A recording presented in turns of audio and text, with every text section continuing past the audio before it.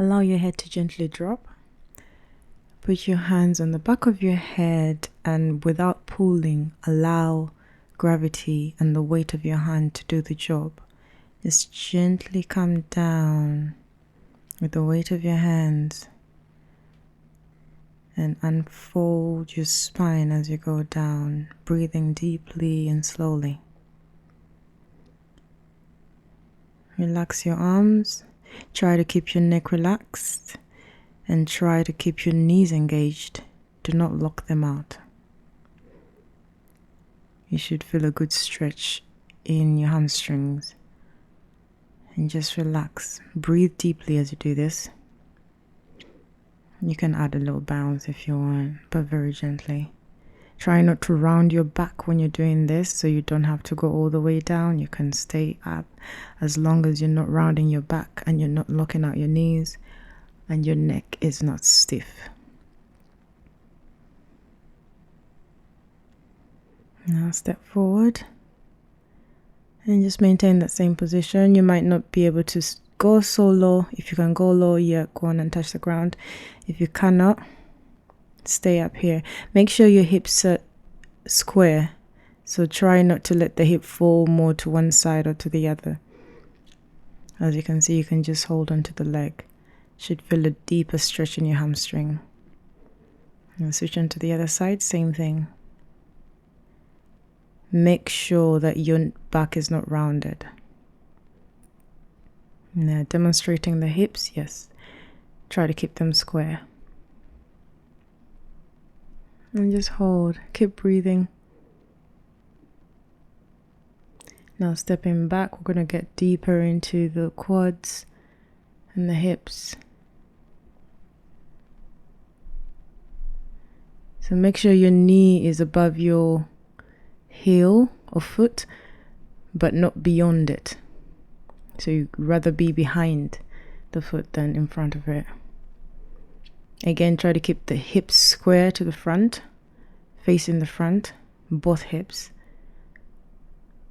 And you should feel a very deep, nice stretch here. Try to keep your back not rounded again. Coming backwards, same thing. Try to make sure your front foot is flexed, facing upwards. Do not lock out your knee. It's very easy to do that. Try not to lock out your knee. It will have a bend, that's perfectly fine. Try to push your butt backwards so you get a deeper stretch inside your hamstring.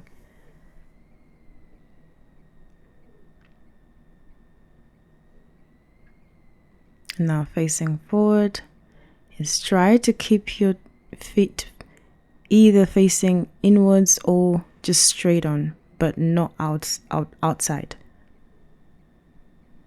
Side view. Do not round your back. You'd rather stick out your bum. It might feel quite awkward here because your bum cheeks will literally be open. Lead with your chest forward rather than your head. Relax the neck a bit more. And again, engage your knees. Make sure you're not locking them up. Moving on to the other side, we're going to repeat the same thing we did on the other side. So the same points. Knee over foot or ankle. Nice deep stretch in there. You can raise your body up here. It feels alright. Or you can touch on the floor. Or you can actually use a wall as well if you have one, or a foam if you have one of those, the yoga foams. Raise your foot for a bit more of a challenge if you're ready, but otherwise just keep breathing. Same thing on the other side. Foot flexed. Knee not locked out.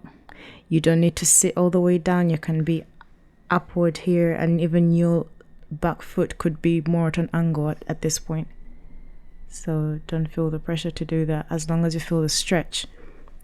It's all about feeling the extension of the muscle. If you don't feel that, then you're probably just pausing. Make sure you feel something. But if it's sharp pain, you probably should stop. and reduce what you're doing. That's not a good sign. Sharp pain is not a good sign. And just rolling all the way up. Engaged knees, engaged thighs. It's a little jump. Now we're going to move on to the quadriceps. The idea here is to keep the folded knee in line with the standing knee. It might not be very possible to start with. Try to flex your foot again because it would help, and also tilt your pelvis. Basically push your butt inwards. Yes. It will give you more of a stretch on the front quad. And try to stay upright and breathe.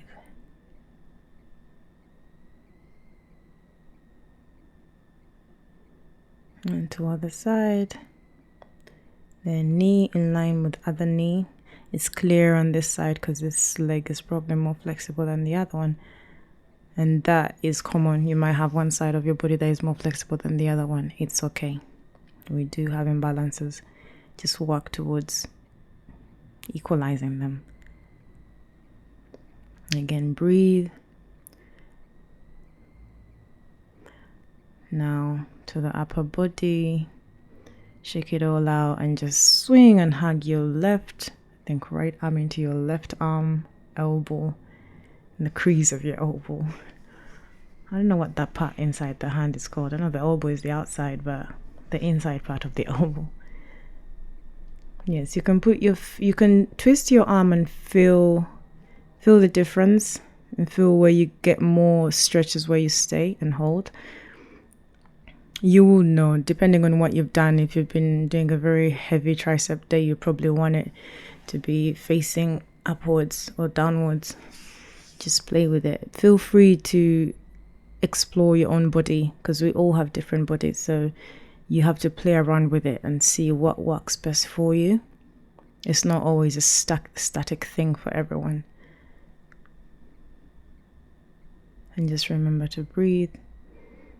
And trying to show you how to just relax your shoulder, not stretch it out too much or raise it too much, basically. And just hold. This is a very simple stretch but quite effective, depending on how long you hold it as well. Most of these you should be holding for at least 10 seconds to 30 seconds or more, but because this is just instruction, I'm trying to show you how to do it rather than how long to hold it for. So when you do this on your own, hold it for a bit longer or for as long as it feels good for you. This is quite self-explanatory as well. Just throw your arm backwards and hold on. Now find a wall and then face away from it and swing and just hold onto the wall. It's better if you use a higher point of contact like here, but because the mirror was a bit farther in, it was a bit difficult. But yeah, fine, just use any wall, and this is very good for your spine rotation, very good for your shoulders as well. Try to keep your feet facing forward, so you might not be able to touch all the way backwards. You might be able to just touch with one hand. That's fine, as long as you get the twist. Make sure your feet are facing forward. Let your whole body rotate and hold.